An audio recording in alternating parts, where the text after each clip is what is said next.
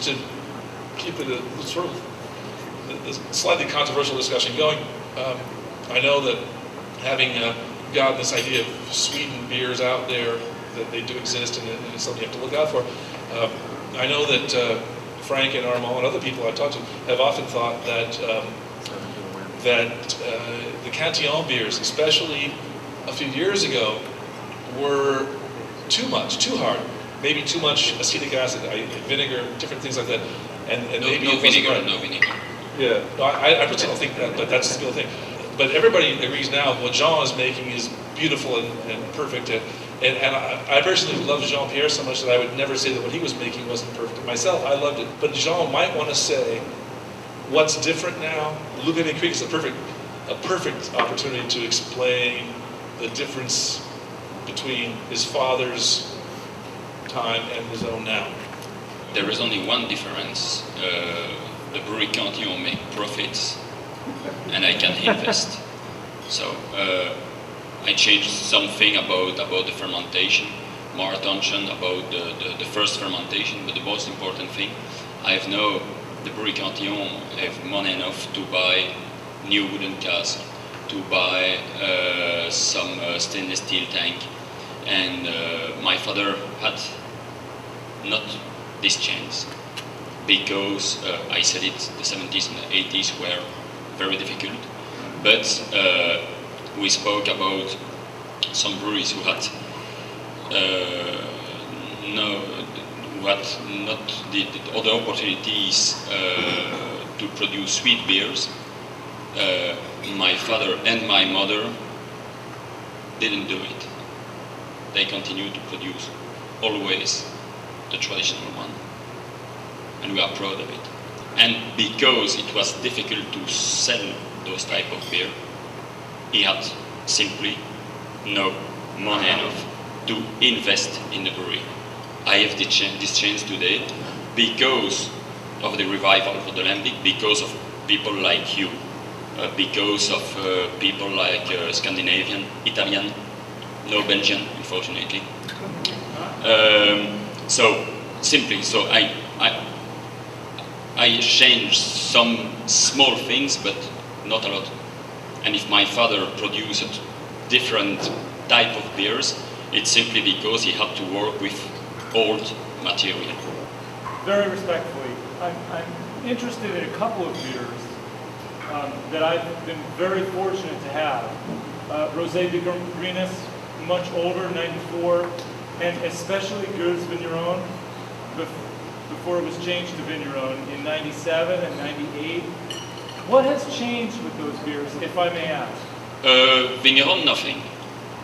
Vigneron is always it's always a lambic blend with mixed with muscat grapes, white grapes. About the Rosé de Gambrinus, we change some things.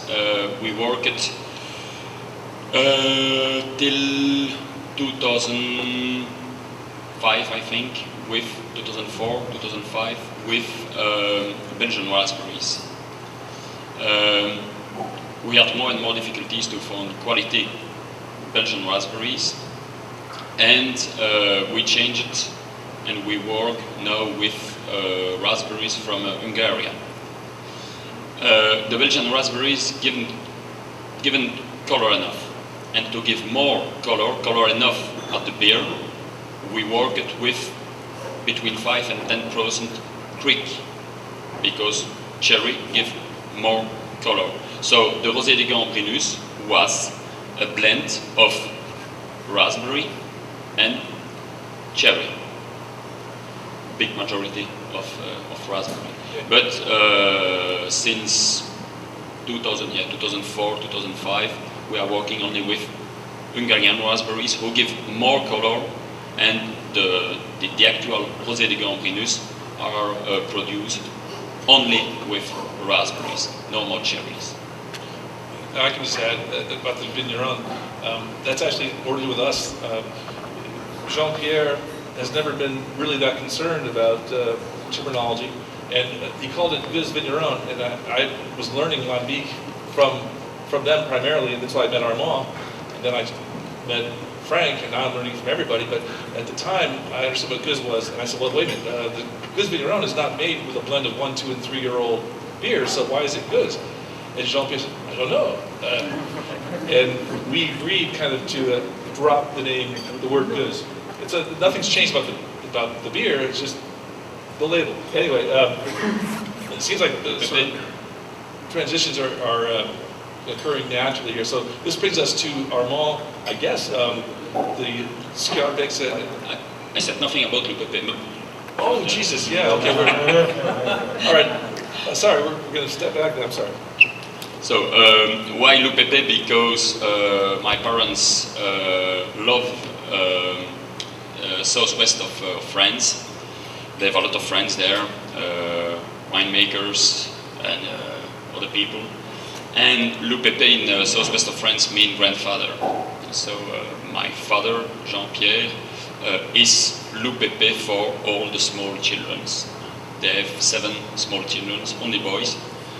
So normally we will find someone to take the brew over. And this Lou Pepe Kriek is the beer made with the last harvest, so harvest 2009, bottled in September 2009. Great harvest, a lot of cherries, a lot of character, a lot of sugar. We drink it now, it's great. That's the type of beer to put in your cellar and to conserve for minimum 2 or 3 years. Because there you have a lot of fruit taste. You don't taste really the Lambic. But if you conserve it for some years, this beer will be really great. About the fruit beers, we depend a lot about the harvest, a bit like our friend's winemaker. A good harvest will give a good beer. A bad harvest will not give a bad beer because we are working always with good stuff about beer naturally, but we will have less sugar, less color, less flavors, less aromas, and a bit like wine, we have good millésime or bad one, less good.